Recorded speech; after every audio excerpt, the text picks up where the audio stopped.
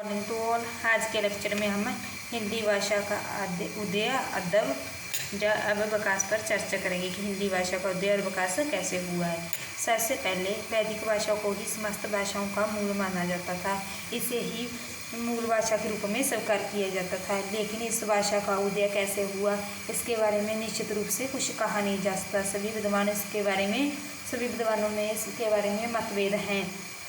लेकिन कुछ विद्वान इस भाषा का उदय 1000 ईस्वी के आसपास मानते हैं। डॉक्टर महापंडित राहुल साकेत के अनुसार हिंदी का प्रथम कवि सरहपाद को मान लिया जाता है। तो हिंदी भाषा का उदय काल भी 8वीं शताब्दी मान लेना उचित है, क्योंकि सरहपाद का रचना काल 8वीं शताब्दी है।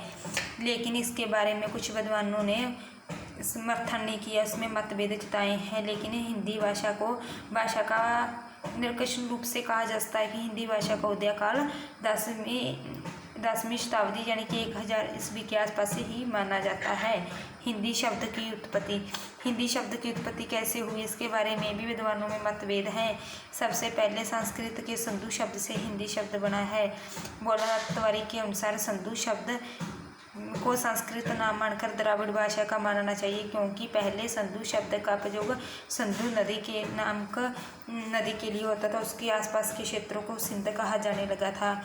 लेकिन वहीं रानी या फारसी के सहयोग से इसको सह को है बोला जाता था। वहीं पहुंचकर संधु का हिंदू हो गया, संधु शब्द हिंदू में परिवर्तित हो गया। इस कारण हिंदी शब्द फारसी का मूल है। इसका अर्थ होता है हिंद का। हिंद क्षेत्र के आसपास बोली जाने वाली बोली को हिंदी कहा जाने लगा। सर्वप्रथम इसका प्रयोग 7वीं शताब्दी के प्रथम आक्रमण के समय हिंदू राजा दाहिर के समय हुआ था, जिसके कारण हिंदी शब्द का प्रयोग आज निम्नलिखित रूप से प्रचलित हो चुका है।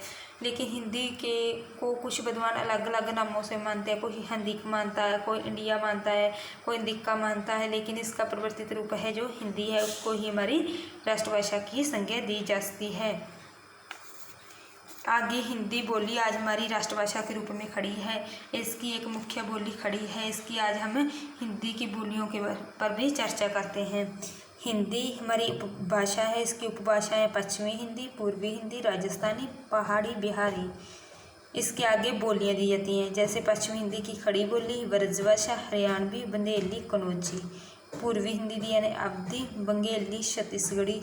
राजस्थानी ने पश्चिमी राजस्थानी जिसे मारवाड़ी बोलते हैं, पूर्वी राजस्थानी जिसे जयपुरी बोलते हैं, उत्तरी राजस्थानी जिसे मेवाती बोलते हैं, दक्षिणी राजस्थानी जिसे मालवी बोलते हैं। पहाड़ी, पश्चिमी पहाड़ी, मध्यवर्ती पहाड़ी। पश्चिमी पहाड़ी में आता है गढ़वाली, मध्य पहाड़ी में आता है कर्मापुंजी या कमानी भी बोला जाता है। बिहारी के अंतर्गत भोजपुरी, मगही, मैथिली होता है। इसके आधार पर हमारी हिंदी की 5 उपभाषाएं और 17 बोलियां बोली जाती हैं। ये सब हिंदी के कर्म से शुरू हुआ है। हिंदी को हमारी राष्ट्रभाषा माना जाता है।